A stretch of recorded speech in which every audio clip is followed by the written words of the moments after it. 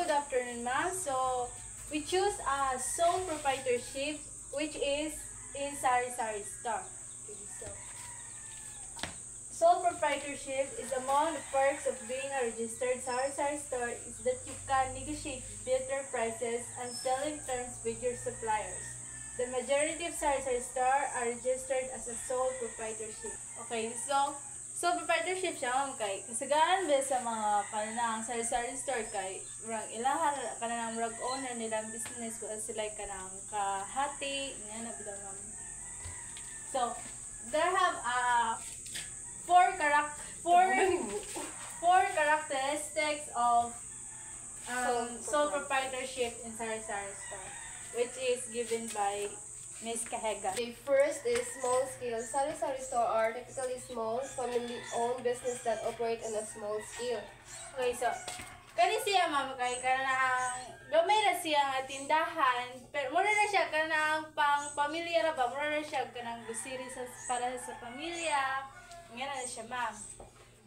Second is a variety of products. Sari-sari stores offer a wide variety of products ranging from basic necessities like rice, canned goods, and snacks to household items, toiletries, and even homemade food items. Okay, so variety of products like kaning mga rice, canned goods, and snack, kanang mga baligya nga kanang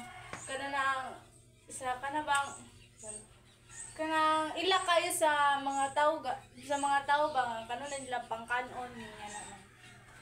Third is flexible hours. Many sari-sari stores operate long hours, often from early morning until late at night to accommodate the diverse schedule of their customers. So, ganing kuan sari-sari store ma'am kay naman yung kanang uban nga kanang ang tindahan nga kanang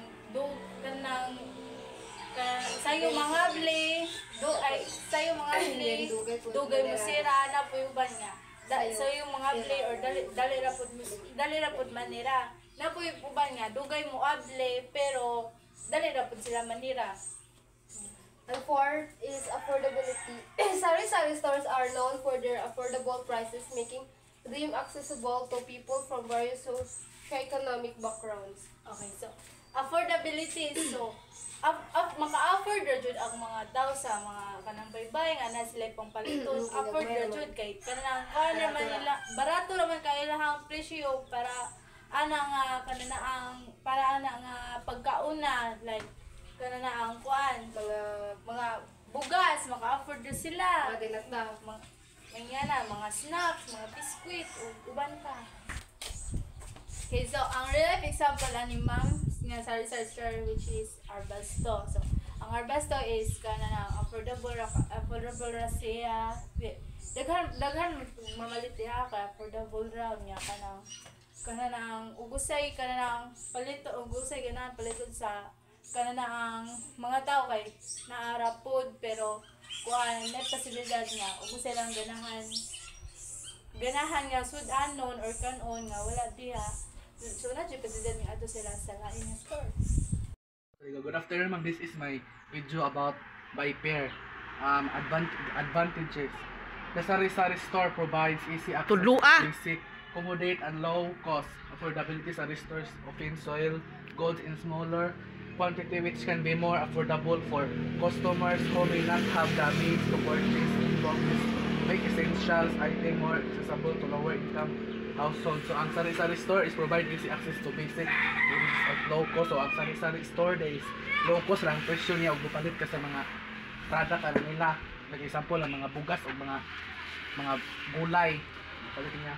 Then affordability, sari-sari store often sell goods in smaller quantities which can be more affordable for customer who may not have the means to purchase in bulk. These big essential items more accessible to lower income household. So ang makapalit yun ang mga kuan, mga pobre ay lower income households man maka-afford ra sila. The convenience stores, sari-sari stores are typically located with or near residential areas, making them easily accessible to the local community. This convenience saves customer time and effort in traveling to larger supermarket or stores.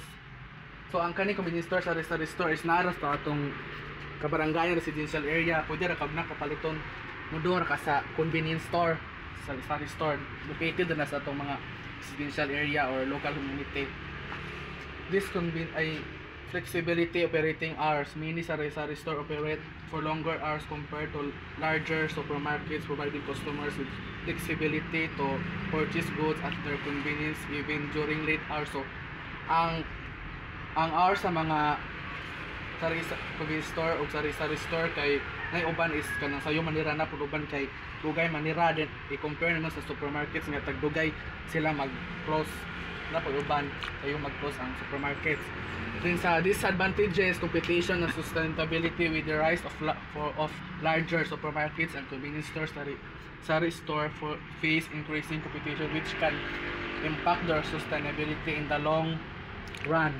Keeping with changing consumer preferences and market trends can be challenging for sari-sari store owners. So ang disadvantages kaya kay ang rise of larger so ang convenience stores, sari-sari stores face an increasing competition. So mag-increase ang uban ang convenience store, mag-increase o kanang sa lahang mga presyo mo na mahal ang mga presyo sa sari-sari store mo na mag-competition sila mo na ni-increasing ang magbuot na mo increase sila ang mga paninda is ang store owners ang tagiya sa sari-sari store.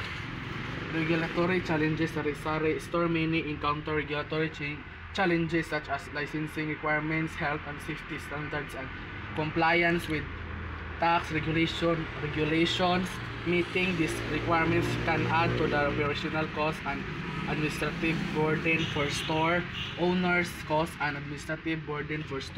So ang sari-sari store na challenges agian magkuha sila kanang regulatory kanang example licensing requirements, health and safety standards. So mag-comply sila og mga requirements para usa ka motukod sa imong business, mga sari-sari store, mga licensing nimo mo na ilokaton una usa ka maka tukod og negosyo.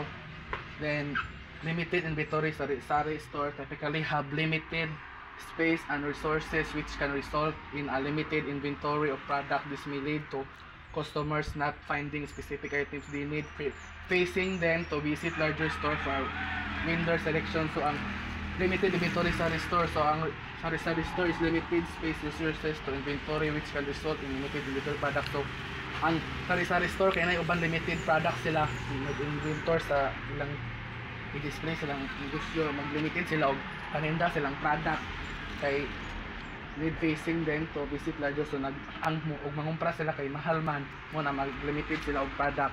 That's all and thank you. Okay, so in conclusion, kanang sari-sari store is a sole proprietorship kay kanang ikaw kanang own man jud nimo own man jud ni nga imuhang business, yung ikaw man jud nagpatukod ani, ikaw nagpagama, ikaw jud tanan. So wa jud kay kahati nga igabot sa mga kanang income kay imuha man. So depende ra pud sa og na kay kanang di kanang tindira nga na. So na jud kay kahati sa na kay suhulan nga na. So ay siya